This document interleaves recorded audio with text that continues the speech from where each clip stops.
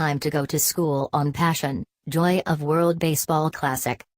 Miami, it's not a writer's place to tell fans or players how to act. The opinion, American fans should act more like Dominicans, is as presumptuous as the opinion, Dominican players should act like more Americans. Presumptuous, and entirely inappropriate. The cultures are not only distinct from each other, but also distinct from the others in the World Baseball Classic. That's the beauty of the event, really, the difference in approaches, the difference in emotions, the differences, period. We should celebrate those differences, not wish for dull uniformity. That said, I just reveled in the electric vibe of the first round of the tournament at Marlins Park, a vibe that emanated largely from the fans and players from the Latin participants, the Dominican Republic and Colombia. Like many of my fellow writers, I wish such passion was more frequently on display at major league parks, though I doubt many of us would survive 162 games at that volume and at that pace. Generalizations are tricky, sweeping conclusions trickier. But there is one word that perhaps best describes what we're missing, and even here I might be applying too broad a stroke. The word is joy.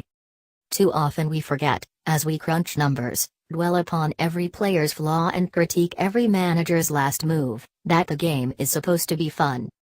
Make no mistake, the Dominican fans are as obsessive as we are, if not more so. Right fielder Nelson Cruz said Sunday the biggest moments for the DR from the past 2 days would become like legend back home, then added with a smile, the whole country knows about baseball. They're experts about where to play in the lineup, who should bunt. Yet, the Dominican fans also bask in the pleasures of watching their heroes play a little boy's game, jumping, dancing and singing during winter ball games in their native country as well as international affairs abroad. If, say, Twins fans started acting that way, it would seem forced, phony.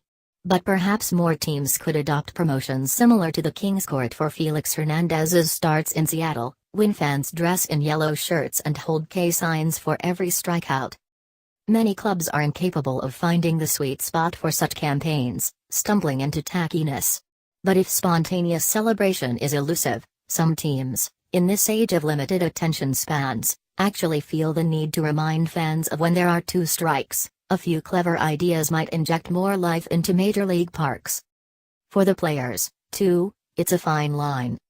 The emotions of the DR-US and DR-Colombia games would be impossible for players to replicate in the major league season, the length of which requires a more even keel. Most foreign players also take far more pride in playing for their countries than playing for the major league clubs that employ them, for reasons that are understandable. Many wish to stay in touch with their humble roots, and the US is not their original home. The passion of these players is pure. But in celebrating that passion, let's not dump on the long-standing ethic of many North American players, which is perhaps best summed up by the phrase, act like you've been there. Hall of Famers such as Cal Ripken and Derek Jeter were revered for that ethic, the steadiness in their day-to-day approaches.